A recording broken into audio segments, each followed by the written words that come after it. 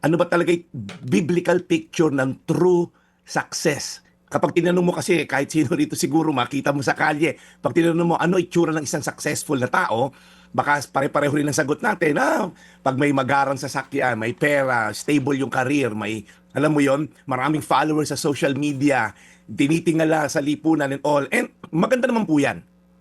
Honestly, wala masama po sa mga sinabi ko. Pero may mga tanong lang po ako, bakit kung yun ang talagang batayan ng totoong success, the bank account, the position, the possession, okay, marami, nakikita natin, external lang po, pero hindi internal. Kasi po, bakit maraming tao, no, hindi lahat, ang yayaman pero walang peace? Pag tinignan mo, in a worldly standard ng success, ay successful yan. Ba't walang peace? Bakit may nakikita tayo sa career-wise pero bagsak ang pamilya? Daming achievements pero malungkot pag uwi ng bahay. Alam niyo po, we are living in a generation that knows how to build careers pero nakakalimutan how to build characters. A generation that celebrates yung platform pero walang purpose.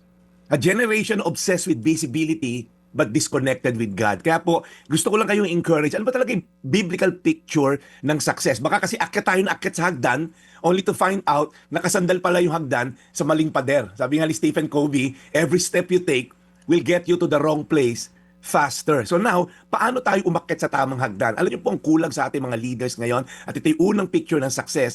True success is a life rooted in God. Sabi po sa mga awit, 1:3, katulad niya isang punong kahoy sa tabi ng isang batisan. Laging sariwa ang dahon at namumunga sa tamang panahon. Sabi po niya sa Psalm chapter 1, He's like a tree planted by the streams of water. Okay? Lagi daw po siyang sariwa, hindi nangungulunto yung dahon, and then namumunga raw po sa takdang panahon. Alam niyo po, nung si Joshua inutusan ng Diyos na i-conquer ang Jericho, hindi siya inutusan na magpakadalubhasa ka, galingan mo. Hindi, ang utos sa kanya, mag-meditate ka sa salita ng Diyos day and night so that you may be careful, sundin ang mga nakasulat diyan, so, and then success will come.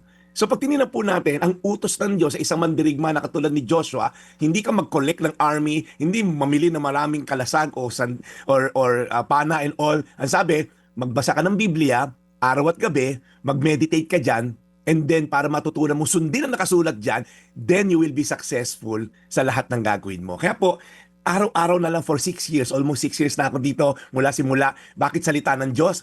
Kasi alam po ating kalasag dito sa laban at hamon ng buhay, sa mga temptasyon, sa mga bagay na dapat nating kalabanin, ang katuruan ng Diyos ang ating dapat maging sandalan. So talungin mo yung sarili mo, ano ba talaga yung picture mo ng success? Akyat ka ba na akyat sa hagdan?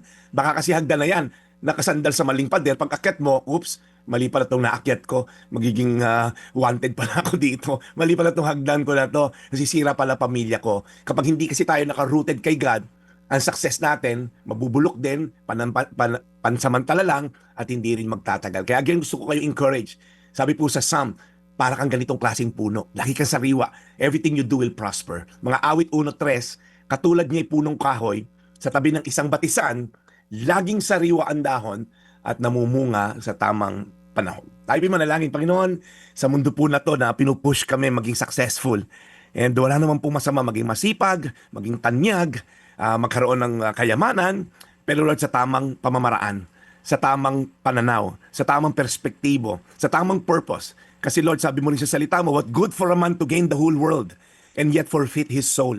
Na yumaman man kami ng sandamakbak na pera, pero kung mapupunta naman kami sa impyerno, wala rin kwenta kasi eternal damnation ang impyerno. Kaya Lord, pinadalangin namin, nililift up namin sa iyo mga leaders namin dito sa bansa, mga successful namin sa pananaw ng tao, Lord. Lord, hipuin mo mga puso nila na magkaroon ng pagkakataong makilala ka, pagkaroon ng pagkakataong sundin ang mga katuruan mo para maintindihan nila ang true meaning ng success. So ngayong linggo na to, as we talk about success, biblical picture of success, help us Lord, kaming mga sarili namin mag-reflect sa aming mga ginagawa. Sa pangalan ni Jesus. Amen. Today's Reflection with Pastor Jeff Eliscopides.